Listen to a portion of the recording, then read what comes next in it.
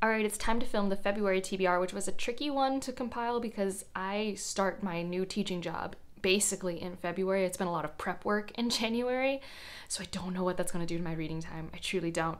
I already feel like I didn't have that much reading time in January, so I'm just assuming maybe it'll be about the same, but it could be worse. It could be better. I don't know. But we'll go over the things that are continuations, things that I'm hoping to get to because of buddy reads and stuff like that, and then my hopefuls, my things that I'm hoping to at least, look into on my TBR cart, new releases that I wouldn't mind checking out, that sort of thing. So, per usual, these are my goals, and at any moment, they could shift. So starting with the carryovers, Reaper's Gale. I started that last month, well, January. Yeah, I think you guys are seeing this when it's still January. I don't know. I'm filming this before the end of January, and I think it's going to be put out like January 30th. So this month, so we'll say it's January, I've been reading Reaper's Gale very slowly. I haven't really been in the mind space where I want to be in something that dense. I still like it. So I need to try and pick up my momentum with that. We'll see. But I'm somewhere in book 2 of Reaper's Gale. So I've at least finished the first part. I'm like 25% of the way through it. So definitely a carryover. And I did say in my January TBR that I at least just wanted to start it. So we win. Another one is another long book, and that's The Way of Kings, because I need to try and finish this reread before Roger wants to do the live show for it. And I'm reading it very slowly because I was trying something out. I was trying to read it from my fancy edition, which I'm reading it from, but that means I only read it like at my desk in very specific situations because it's a very, it's a book I care a lot about. But what is nice about it is that the pages do open well.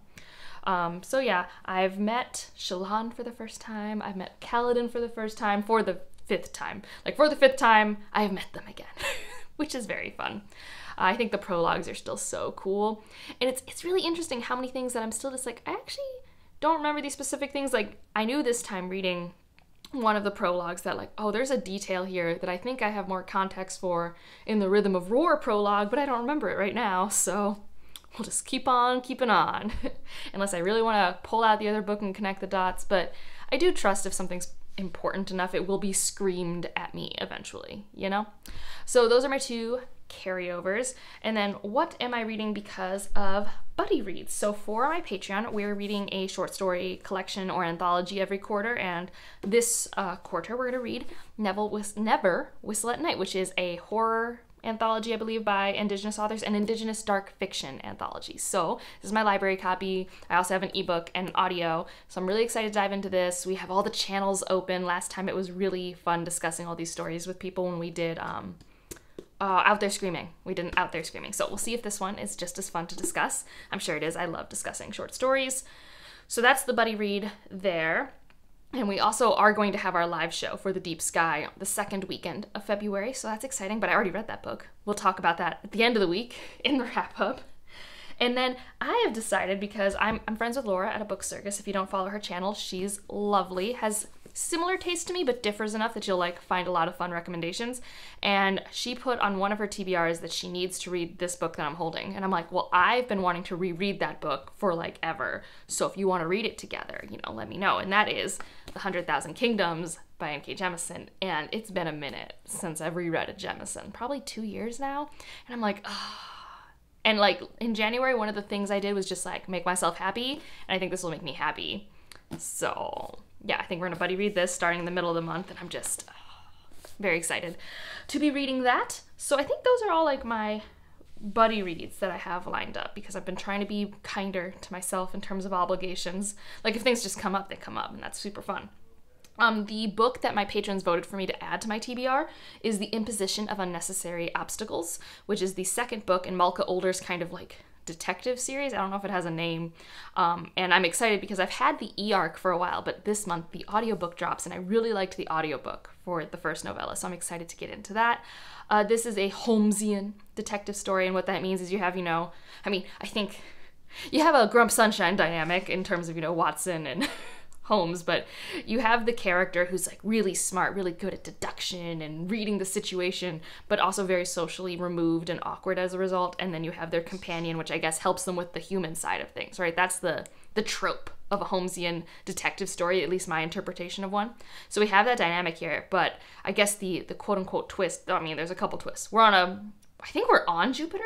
Yeah, I don't think we're on a moon of Jupiter. I think we're on Jupiter, and it's really cool how the world building works that we're living there. So we're in far future on Jupiter, so it has very interesting infrastructure and culture and rules, and we're solving mysteries there. That's where the mysteries are taking place. And our two characters are women who happened to have a relationship or a potential relationship in the past, and this is the first time they've been coming into each other's lives after X amount of time. So it's kind of second chance friendship, maybe romance, and I love that stuff. That's very like Bones to me, which I guess Bones is also kind of Holmesian, which I never knew. So yeah, it's that type of dynamic. I really enjoy it. Malka Older, I think, can sometimes have a style that can be off-putting for me. Like I really enjoyed her Infomocracy trilogy, but it never made me feel like I could see these characters and relate to them. And here I've been really loving their relationship. That's the standout for me. Like the mystery, I don't remember anything about the mystery in the first book. I remember these two characters falling into each other's lives again and awkwardly maneuvering that such space. I really enjoyed it. So I hope that type of tension and vibe and communication or lack thereof kind of continues in this next novella. And now I just have 2 new releases that I'm like, maybe. We'll see if I can get it from the library or if I'm just really like mental health says you must buy. Because both of these are romances. And sometimes February, it's a very dark time. I have a new job, right? Sometimes you just need that easy, can't put down romance energy. And I've already accidentally read the romance that I did have on deck in January, which we'll talk about in my wrap up. So I have the new Allie Hazelwood is going to come out in February, and that's called Bride. And this is her first like paranormal romance, I think is what's more in line with, because I think there may or may not be a werewolf situation or shapeshifter thing involved. So I would love to read that because Allie Hazelwood, I mean, I don't love everything 100% by her, but she never misses in terms of the I can't put down her story aspect of it, which is what I go to her works for. And then the other one is I'm more apprehensive about, but I'm just wondering if the hype's going to make me do it. And that is the 3rd Crescent City book by Sarah J. Maas.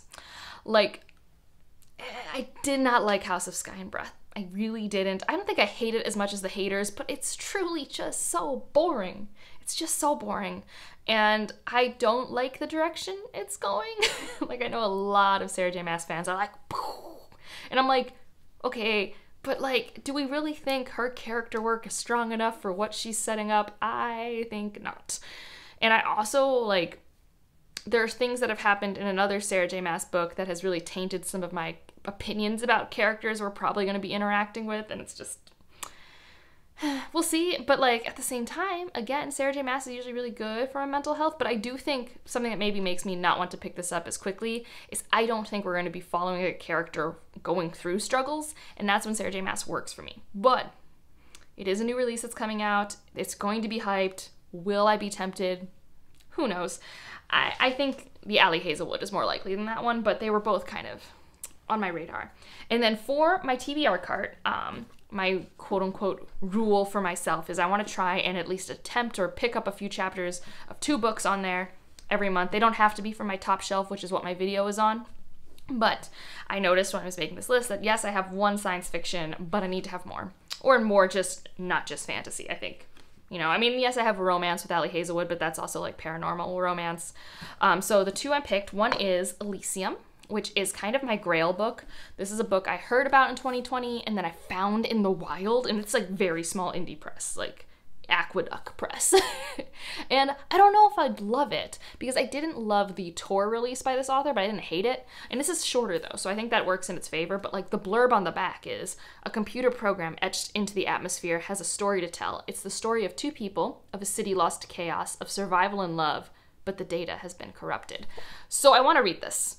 Or at least give it a shot and figure out, is this a thing I'm feeling right now? Is there a mood I could be in the future where I see myself loving it? Or is it time to let it go? I don't know, but that's part of the project of at least intentionally reaching for my books. My TBR cart is off screen to the right of me.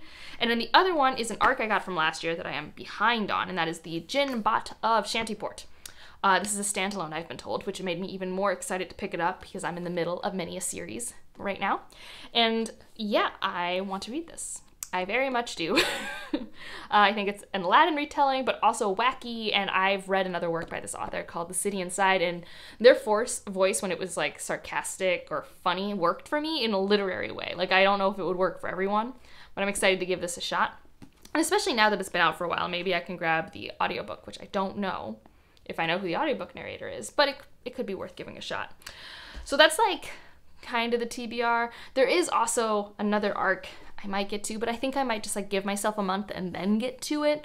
But it's the Angel of Indian Lake is I think the name of it. It's the newest Stephen Graham Jones that's coming out in March. I have a physical arc of it. I would show you, but it is up, and I forgot to bring it down here. So that's on me.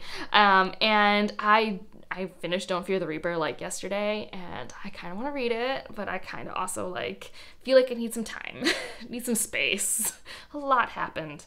But I definitely, it's either this month or March, I want to read that book. A, to finish a trilogy, which always feels good, make a should you read for it, like super fun, but also because it's a new release in March, and that'd be cool to actually read one of my arcs before they come out. You know, that's a thought.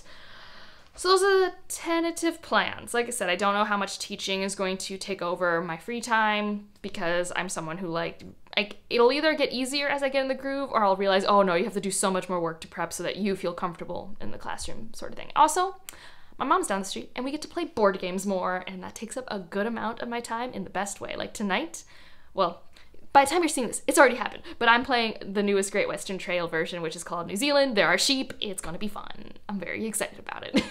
Anyways, let me know what you're planning to read this month. What is your go-to in February? Because if you're in a winter season area like me, sometimes you need a good fluffy time. That is typically me in February. Like you're just like, can it ever be sunny again? And for some reason in Cleveland this year, it's either a gothic, foggy horror time or really sunny, but 2 degrees. There is no in between. These are the 2 modes that we've been in since I've moved back. And I just want sun. I just want sun. And it not to be, frostbite weather. That's it. That's it. Anyways, if you want to just leave an emoji to let me know you're here. I don't know. I'm just looking at all these books and trying to figure out if there's a fun emoji. And I really don't know if there is. Let's do a crown. Because we have 100,000 Kingdoms and Way of Kings, and a crown. We haven't done that in a very long time, so I think that works. And otherwise, like if you liked it, subscribe if you want to, and I'll see you in the next one. Bye!